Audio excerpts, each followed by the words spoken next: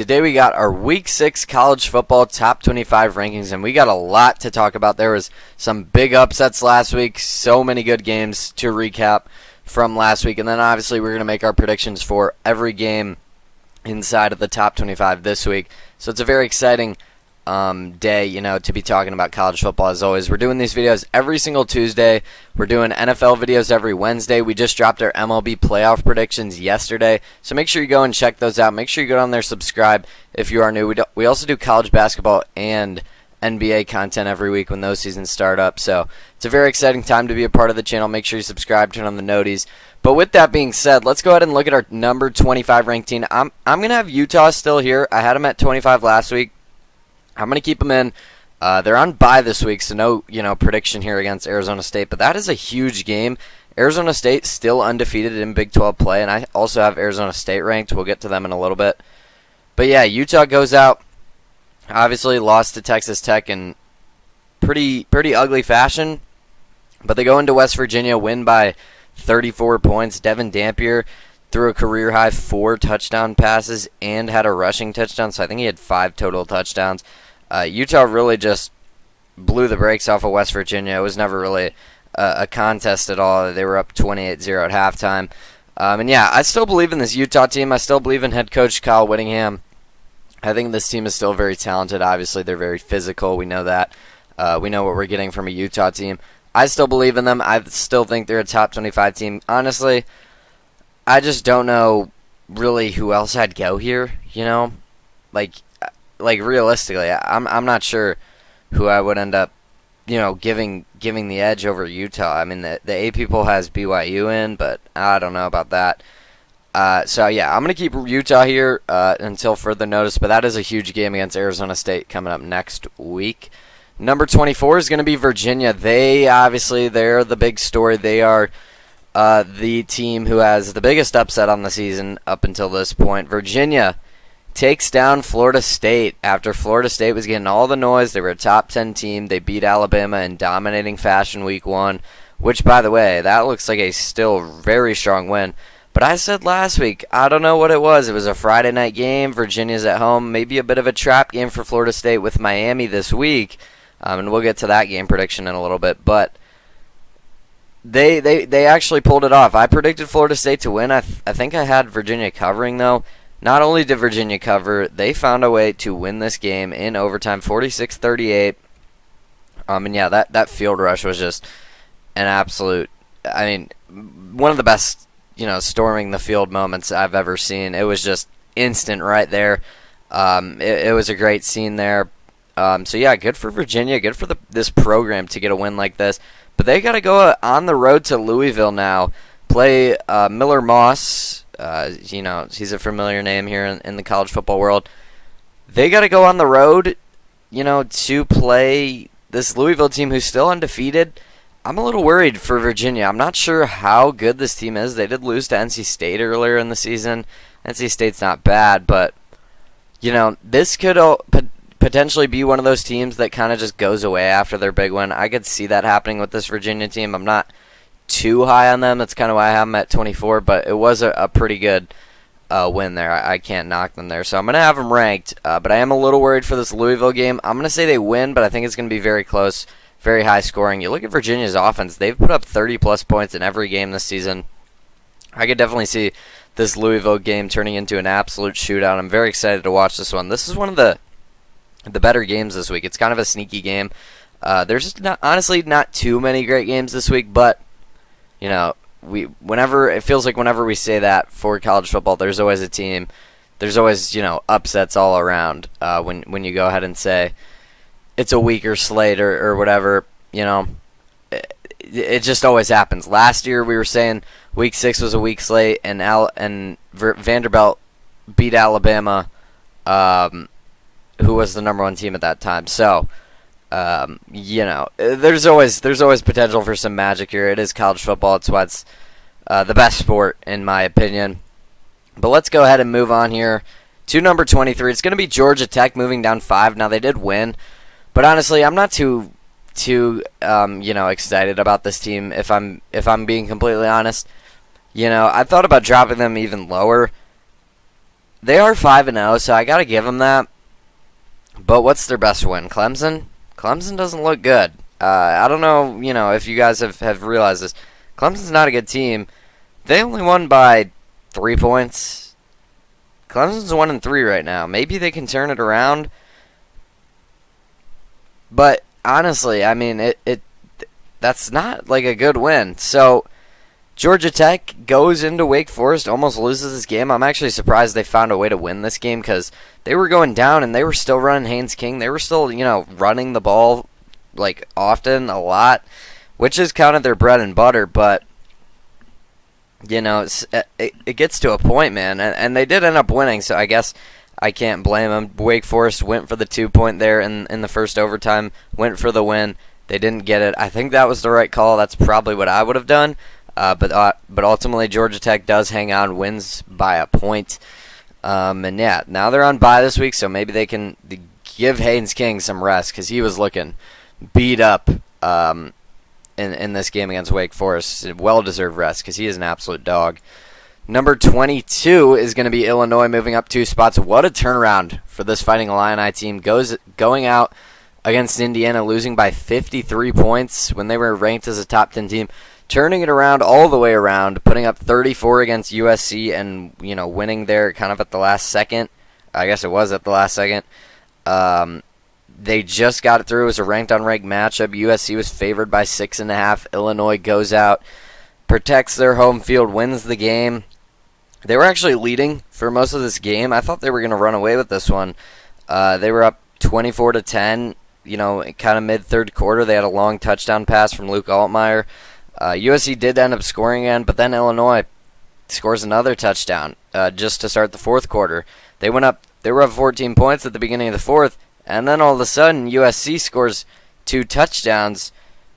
There's less than 2 minutes left. Illinois gets the ball. What do you know? Luke Altmaier goes down, leads a game-winning drive, puts him in field position to kick a game-winning 41-yarder. And they end up holding on. It was a great win for Illinois. Way to, kind of fight back. Obviously, take what they learned from Indiana, I guess you could say, and then go out there and put up 34 points. Luke Altmaier looked really good. Only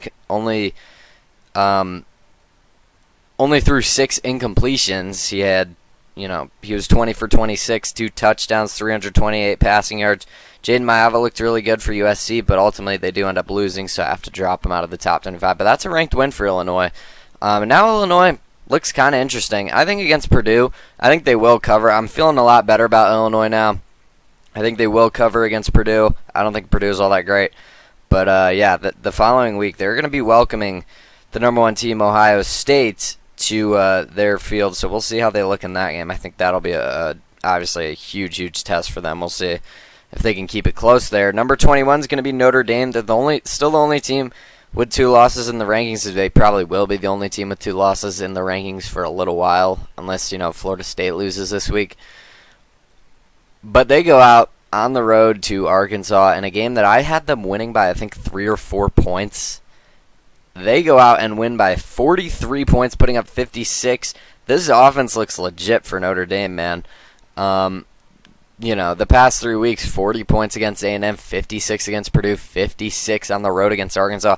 And I thought this defense was obviously a big concern. They gave up 30 points to Purdue. That's why I was saying Arkansas could stick around. Arkansas could maybe even win this game with Taylor Green and that explosive offense. Notre Dame's defense holds them to 13 points. Jeremiah Love looks like the best running back in the country. This Notre Dame team is still really talented, and I think they're going to have to keep doing this. They're going to have to keep blowing out teams.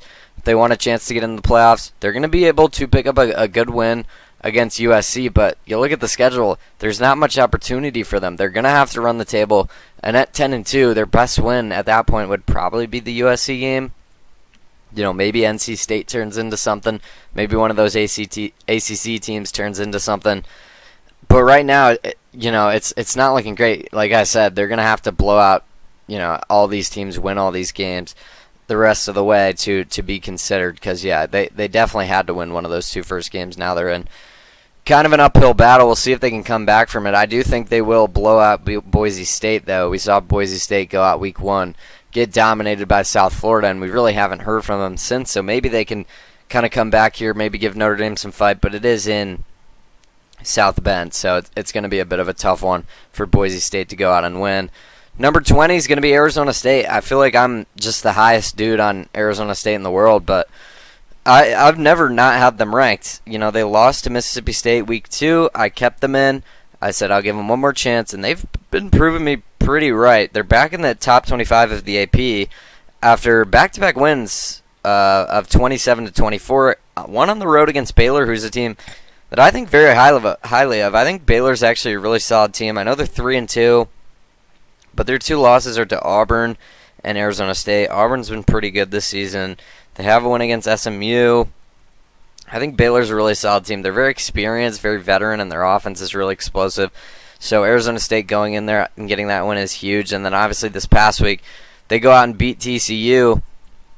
And they kind of had to come from behind, if I'm not mistaken. Yeah, TCU was up 17-0 at one point in the second quarter. It was, it was a pretty, it wasn't looking great for a while for Arizona State in this game. But late in the second half, all of a sudden, they make it 17-14 going into halftime.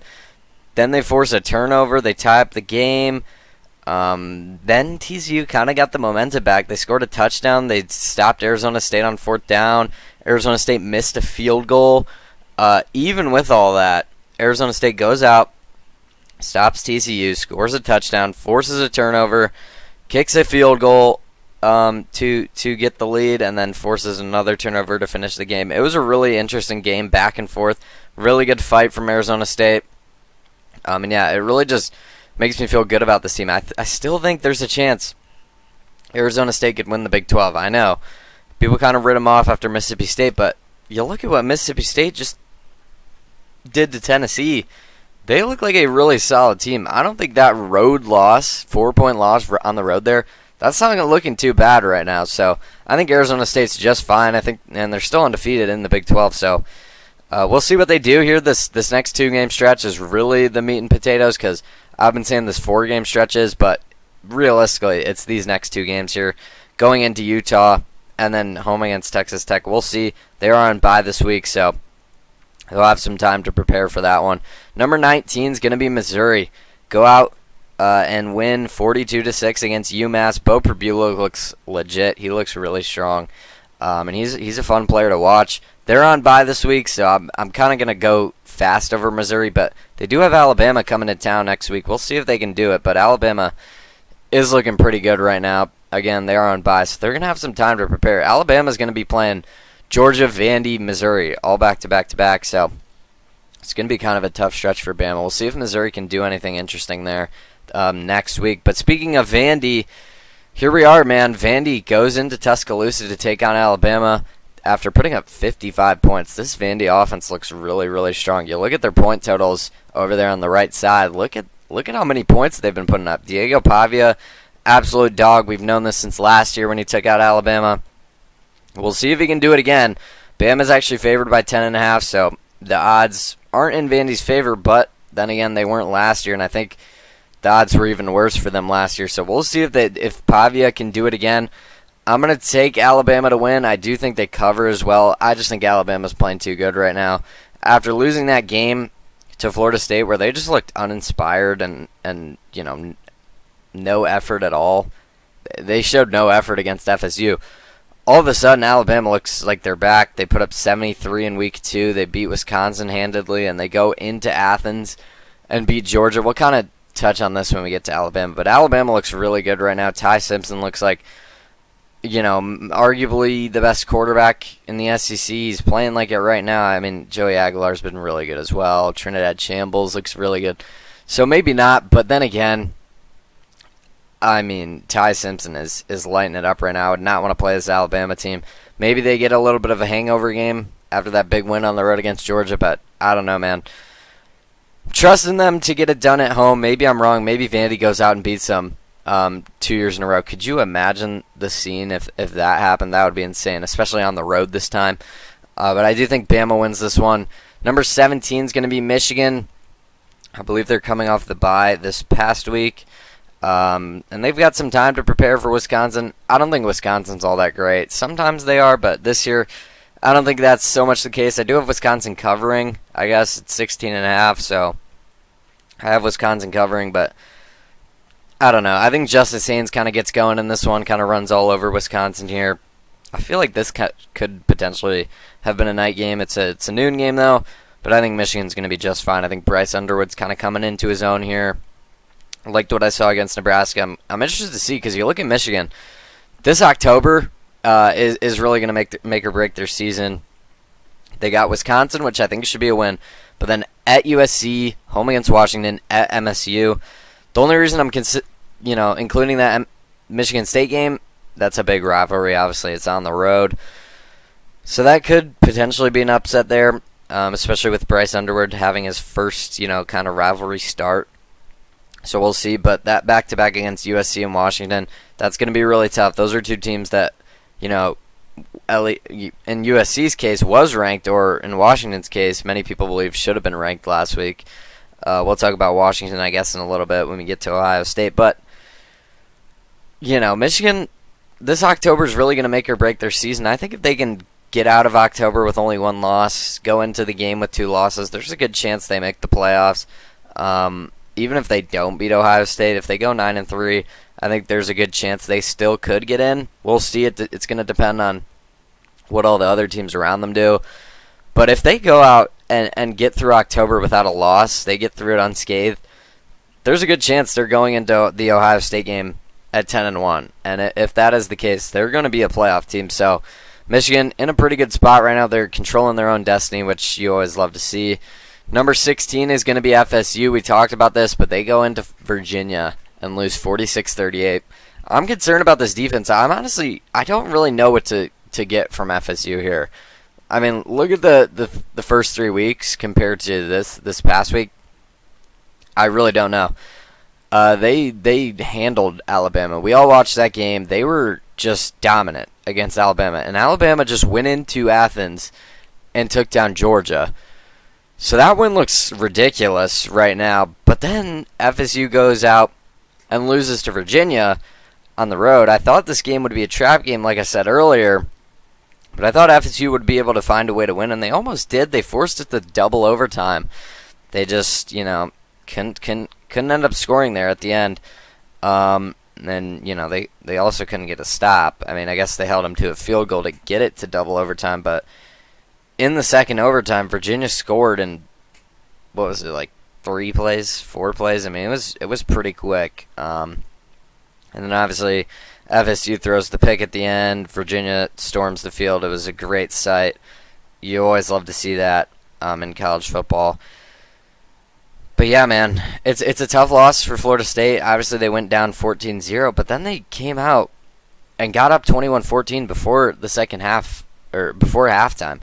And I was thinking, all right, Florida State starting out slow, but they look like they figured it out. They scored 3 touchdowns in 5 minutes.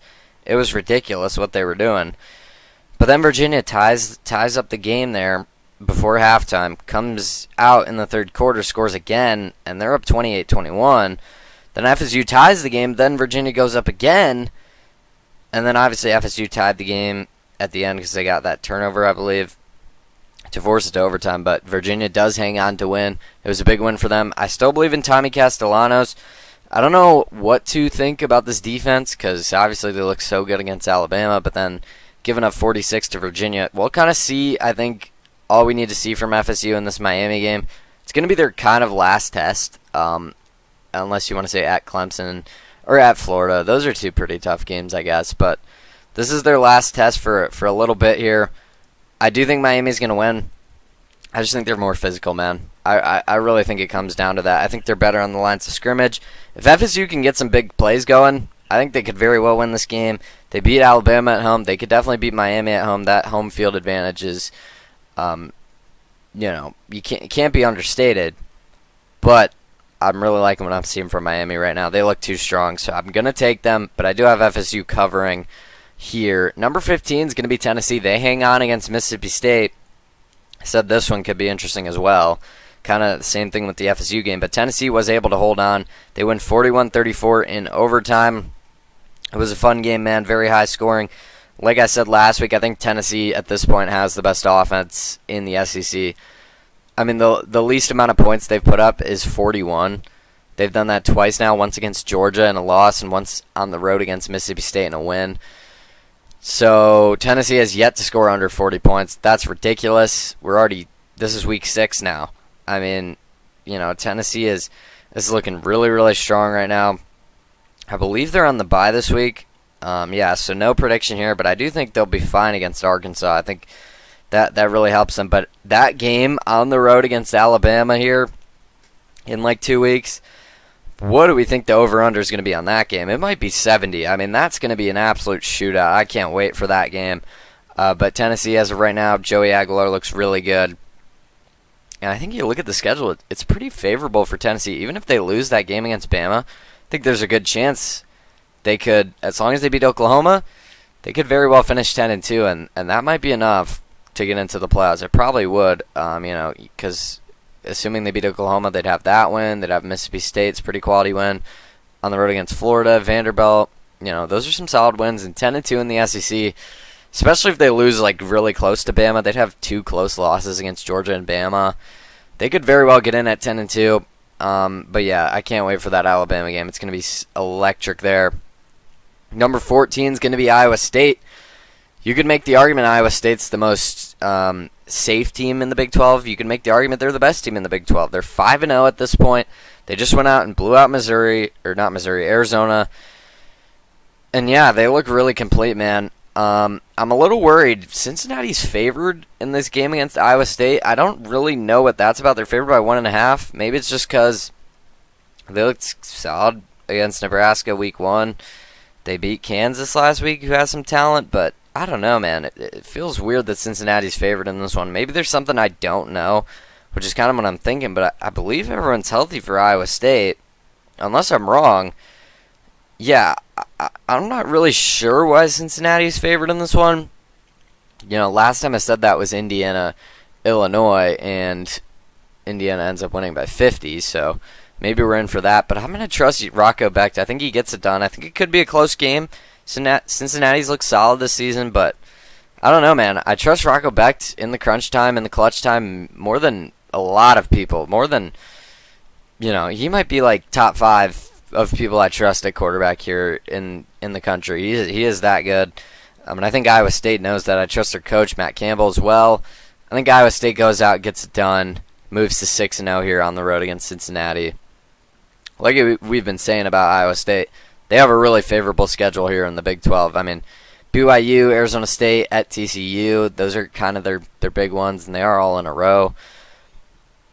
But Iowa State looks really, really,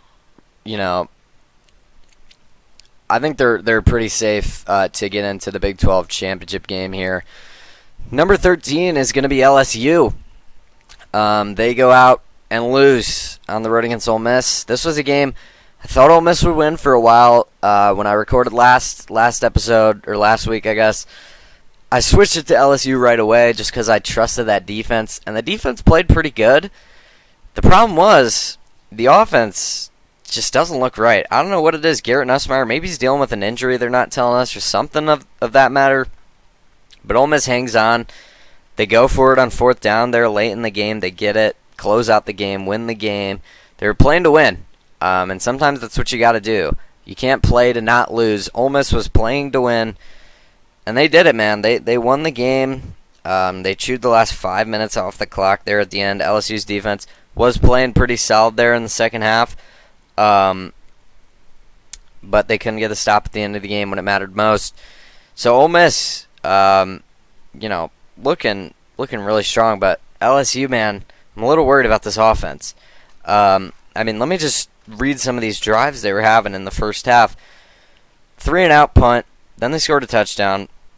5 plays, interception, 3-and-out punt, 3-and-out punt, 3-and-out punt. Basically 3-and-out punt. They got 1 first down.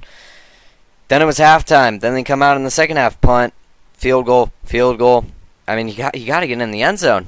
LSU's offense doesn't look great. They did look a lot better in the second half. I'll give them that. But it ultimately wasn't enough. Ole Miss hangs on. It was a great game. I'm really worried about this LSU offense. I was giving them a chance. I was like, all right, Defense still looks elite. I think that'll be enough to get them against Ole Miss to get them the win here. But if the offense is looking this bad, I don't know how good LSU really is now. And you look at their wins, they got a 10-point win against Florida. That doesn't look all that great. A 7-point win against Clemson. I don't know, man. This resume is not looking great right now. Maybe that LSU Clemson game really just threw everyone off because neither of those teams are all that good. Maybe that's what the case is. I mean, we're going to see with LSU. They're going to have plenty of chances to prove themselves. They got Oklahoma, they got Bama, they got A&M, they got Vandy. Plenty of games to play, plenty of games to prove themselves, but I am a little concerned about Garrett Nussmeier in the spot right now.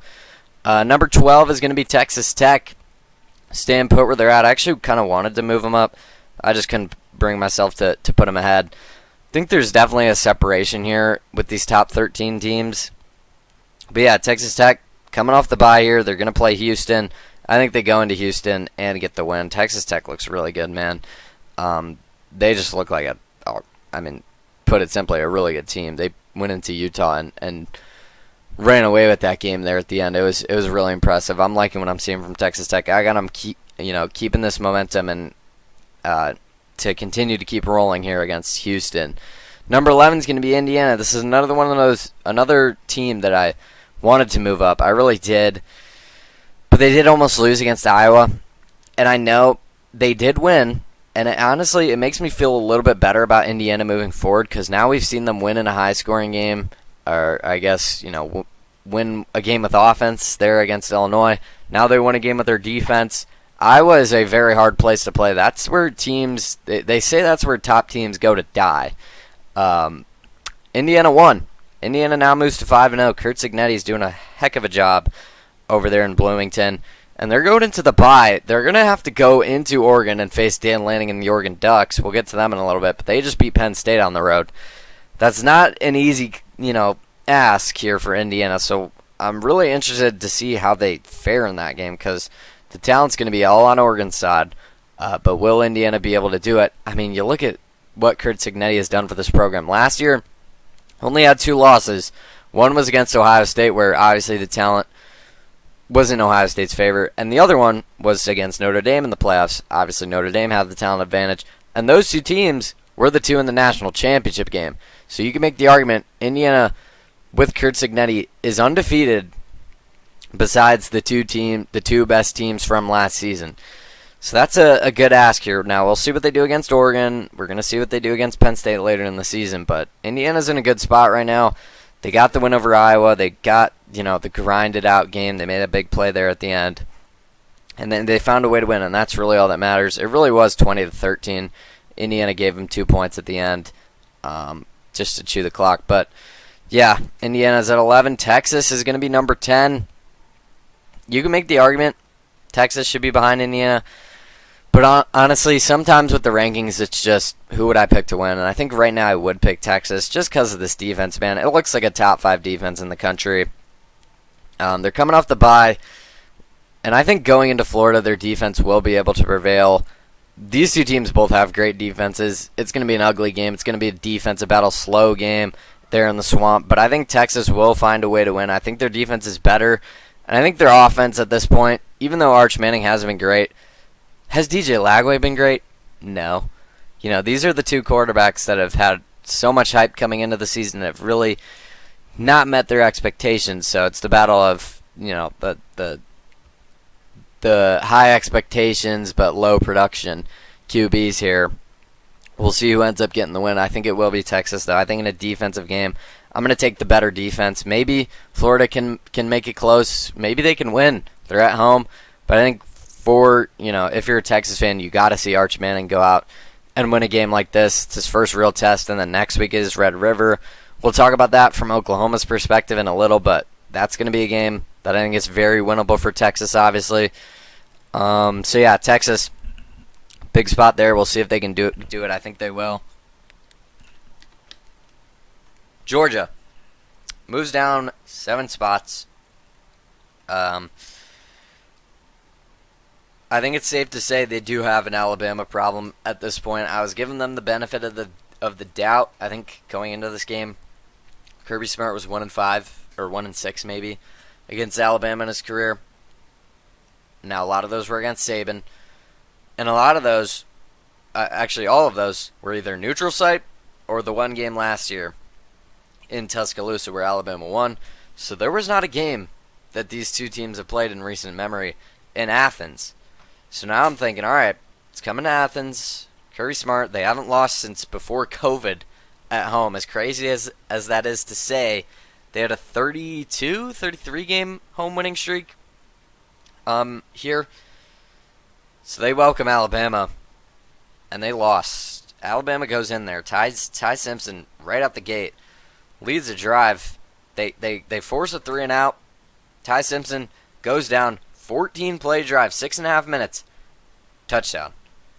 Georgia gets the ball back. They had a nice long run, and then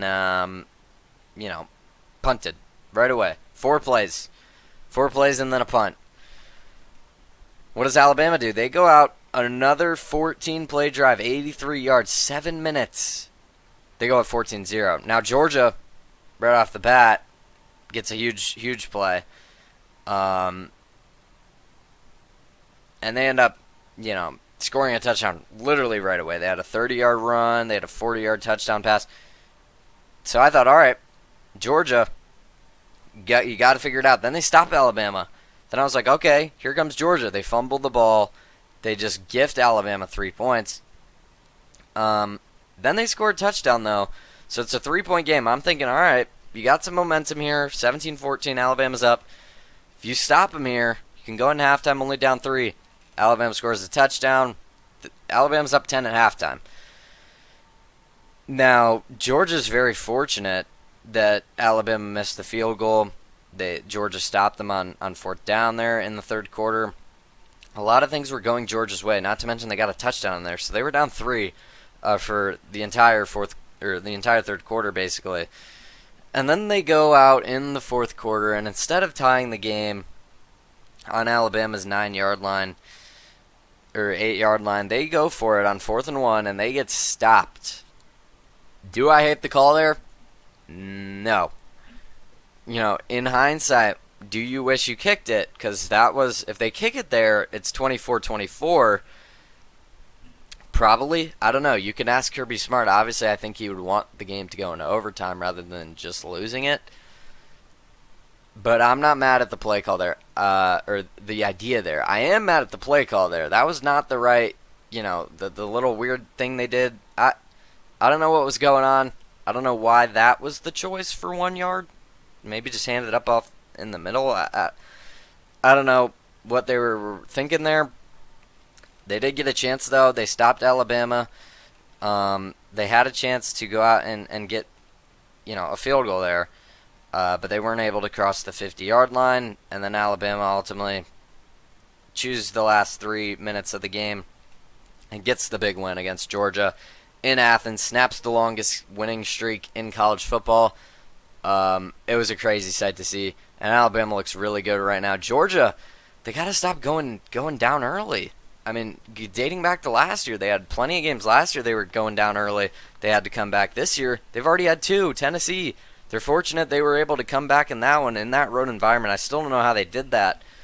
They almost did it against Bama, but if they just wouldn't go down 14-0 early, because it's the same thing against Tennessee, they would be a whole lot better right now.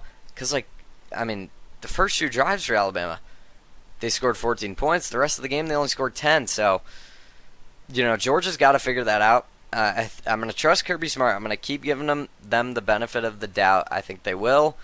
I think against Kentucky, they might struggle a little, though. They always struggle against Kentucky. Georgia's favored by 20.5, though, so sportsbooks are predicting a huge bounce back here for them. But I don't know. They always struggle with Kentucky for some reason. They also always struggle with Auburn. But I do think they'll win regardless. Could they blow them out to send a message? Sure. Right ahead of them, I'm going to have Alabama.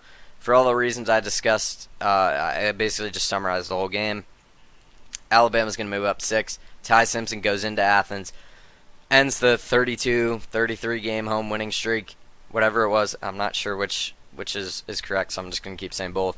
He ends the longest winning streak in college football, and Alabama, After losing to Florida State, they have been locked in since then. And I don't think that's going to stop. Like I said, I think they're going to beat Vandy. I think they're going to cover the spread. Now, Jam Miller came back in this game, and that's obviously a huge add for Alabama. Jeremy Bernard looks amazing. Ryan Williams looks amazing. The defense looks solid. This Alabama team, all of a sudden, after losing week 1, where I thought, okay, Alabama might be done. They don't look motivated. All of a sudden, Alabama's right back to being a national champion contender. So, yeah, Alabama, hopefully they beat Vandy. You know, we saw the same thing last year. Alabama beats Georgia in a great game, in a thriller, and then they lose to Vandy. We'll see if it happens again. I mean, could you imagine if Vandy does it? Maybe they will. Maybe they will. I'm saying, what if Vandy just goes out and does it? I'm going to take Alabama because I just can't pick them after how they've been looking, but I can't not pick them, is what I meant to say, but you know, maybe Vandy has some magic left in the tank from last year. They're 5-0. They're playing great right now. Number 7 is going to be Penn State, moving down one spot. They lose the big game once again. It really is just tragic, man. James Franklin, I think, moves to 4-24 against top 10 teams, something like that. It is bad. It really is. Penn State, I thought was going to lose this game by a lot more. It was 3-3 at halftime. The offense has really both figured it out in the second half. But Oregon was up 17-3 at the start of the fourth quarter. Penn State responds right away with a touchdown to make it 17-10. They score a touchdown late in the game with 30 seconds left to send it to overtime. And then they score right away in the first overtime. 3 plays. Oregon goes out, scores, answers. It's 24-24 now. In the second overtime, Oregon scores first play to go up 30-24, but they didn't get the 2-point. So you're thinking, all right, Penn State, you've had all the momentum. You scored 2 touchdowns after being down 17-3, scored 2 touchdowns in the last 10 minutes of regulation, scored the first touchdown in the first overtime. They had a lot of momentum there. Drew Aller throws a pick. And it is getting a little concerning. First play of double OT. First play of the drive for them, by the way. I am getting a little worried about Drew Aller. He seems to he's making the big mistakes when it matters most. He did a lot last year, and he's carrying it into this year. I think some of it is the OC for Penn State, Andy Kotelnicki. He's not using their strengths to the maximum, or utilizing them to their maximum potential here. I think they can figure it out, but man, you would have liked to see them win this game. It was, kind of one of those games where it's like, all right, this has got to be the year for James Franklin. This has got to be the game. They do it, and they still managed to not do it. Like I said, I thought it was going to be a lot worse for them. Going down 17-3, Penn State goes down in the game, I'm always worried because they're obviously going to want to run the ball with their two-headed monster there in the backfield, but they came back. They had all the momentum. I mean, they turned 17-3 to 17-7 in the last 10 minutes of the game, and then they scored. They started with the ball in overtime and scored. They scored 3 touchdowns in a row and still lost. They had all the momentum. They had the environment on their side. They had the fans back into the game. It was crazy. It was so loud in there, and they still found a way to lose. It really is. It's got to be James Franklin. And at this point, when's the cutoff here for him? When do they move on from him? Because we keep saying, I mean, they're making the playoffs, so I guess, but it's kind of like the Steelers' Mike Tomlin situation where do you want to just make the playoffs every year and lose when you play a good team? Or do you want to struggle sometimes, but when you have the team, you can compete to win it all? I don't know. It definitely poses a question here, and Penn State's going to have to figure that out. They're going to have, and I'm not trying to overreact. There's 8 games left in the regular season. There's, championship weekend. There's the playoffs, and I think Penn State will still be a playoff team. They're going to have Ohio State on the schedule, so that's a chance to get a big win. Indiana looks like a good team right now. So they've got a lot of chances to prove themselves. I do think against UCLA they're going to go out and show out. I think they're going to UCLA looks really bad. Maybe the worst team in the Big Ten. Probably the worst team in the Big Ten. I think in the UCLA's game last week, yeah, they lost to Northwestern. Everyone was saying that was the two worst teams. So UCLA 0-4 with Nico Iamaleava there. Penn State, I think, goes out and has a statement win there. But yeah, you would have liked to win that one. Oklahoma at 6, coming off the bye. I thought about not moving them up. I think I have to, though. They're 4-0. I'm going to put them ahead of the teams with the losses for right now. But it's going to depend on how they look against Kent State. If they don't look right without John Mateer, they're going to be moving down. Against Texas, I don't like their chances with no John Mateer because he does do so much for this team. Like, he might be the most valuable player for any team in college football. He does that much for Oklahoma. I know their defense is solid, but without John Mateer, I don't trust this offense to be really that good at all. I think they'll beat Kent State just fine, but I think against Texas it does really worry me. So I'm going to have them at 6 here. Number 5 is going to be Ole Miss. We kind of touched on this already. They go out. Trinidad Shambles is officially the starting QB here. I mean, he's the guy. He is their guy. The story is amazing, man. He's a D2 guy. He was winning national championships in D2. Now he comes into D1 and he goes out and beats LSU. Really high in Ole Miss. We'll see how they do in that game at Georgia, which I guess Georgia's beatable at home now. So, but yeah, this Ole Miss schedule, man, with that win over LSU, it's looking really favorable. They got that 2-game stretch, Georgia, Oklahoma, but besides that, they're looking really strong right now, man. Trinidad Shambles, shout out to him. He looks amazing, dual threat guy. He had a great game against LSU. Number 4 is going to be A&M moving up 4. Kind of the same thing with Indiana, maybe even more so, because Indiana hasn't really been in a shootout. They just blew out Illinois.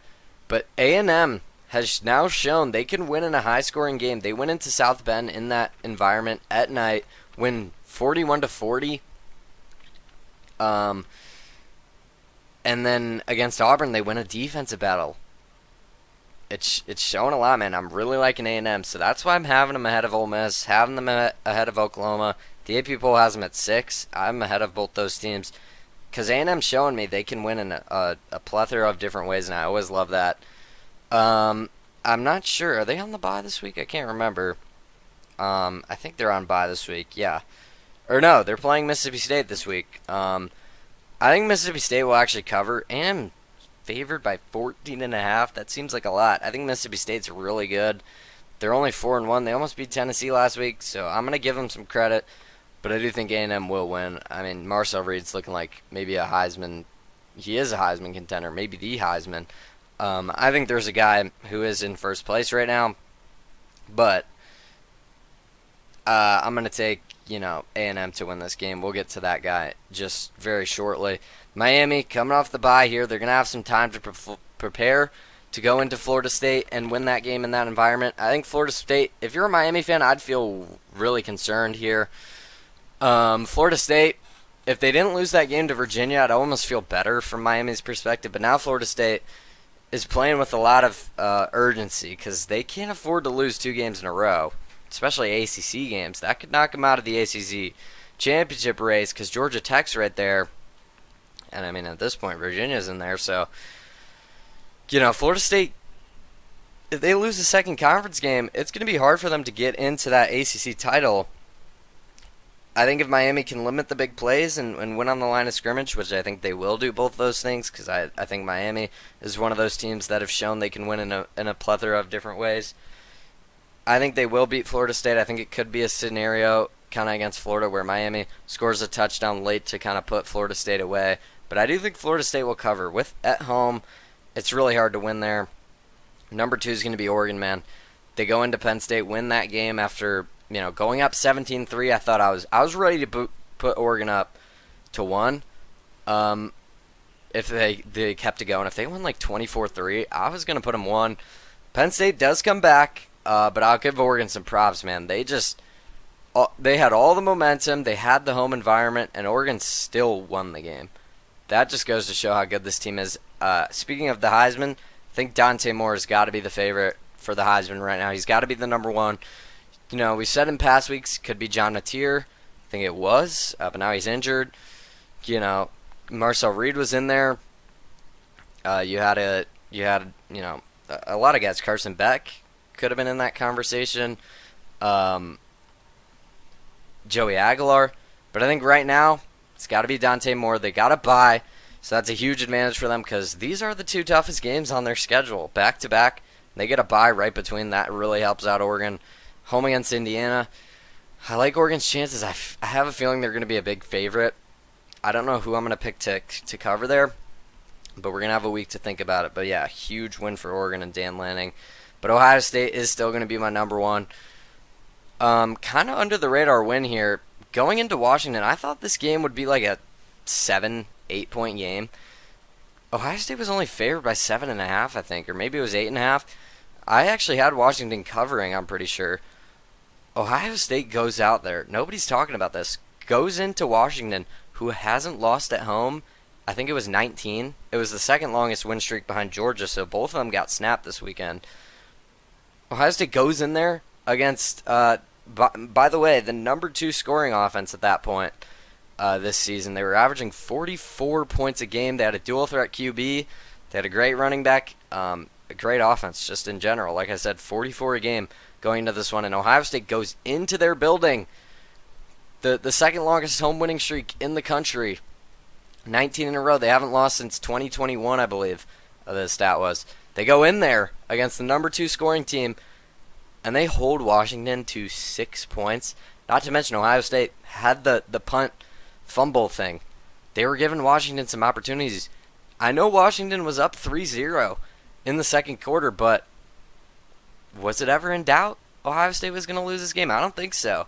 You look at Ohio State, a lot of these teams are being flashy, getting huge wins. Ohio State is just, in my opinion, under the radar, just grinding out these games, man. They are winning, and it doesn't really, I know, maybe I'm biased, but to be honest, the offense doesn't even look like it's trying that much. And I think that's a good thing because we know what their offense can do. We saw how they unloaded it at the end of the season in the playoffs. Maybe we're in for that again with Ohio State, which, I mean, they lost, what was it? So they had to replace 14, 16 starters, I believe, coming into the season, and they lost a majority of them on defense, and somehow the defense looks better than last year. That is scary for the college football world. And you look at the offense, Bo Jackson's coming into his own there at running back. They still have the best receiving room in the country. And Julian Sang, I think, maybe I'm mistaken, but I believe he's still leading the country in completion percentage. And they haven't really, had him unload. They haven't really needed him to. So maybe he will in one of these games here against Penn State. But against Minnesota, I don't see it. They have not allowed double-digit points yet, and I don't think they will against Minnesota. I think Ohio State is still the number 1 team. But that is going to do it for the Week 6 College Football Top 25 rankings. Hope you guys enjoyed this one. If you did, make sure you go down there and leave a like. Subscribe to the channel if you're new. Comment what you agree, what you disagree. I'd love to debate down there. And yeah, subscribe to the channel if you're new. We do college football every Tuesday, NFL every Wednesday. We just dropped MLB playoff predictions yesterday. Go check that out. Thank you guys for the support on that video, by the way. Just wanted to shout out you guys. But with all that being said, that's going to do it. Thank you so much for watching. And I'll see you guys tomorrow with NFL Week 5.